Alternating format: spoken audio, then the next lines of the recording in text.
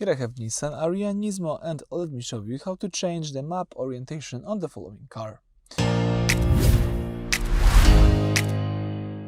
So basically, at the very beginning, let's open the navigation by using the navigation button of the left screen of the device. And now all you need to do is find and select here the settings. The settings should be located at the top of the screen, right here.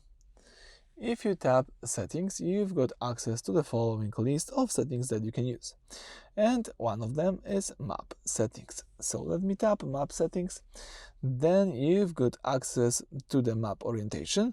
And as you can see right now, I'm using 3D map, but I can change it to north up. So the map stays static with north at the top, like a paper map, and your car icon moves across it.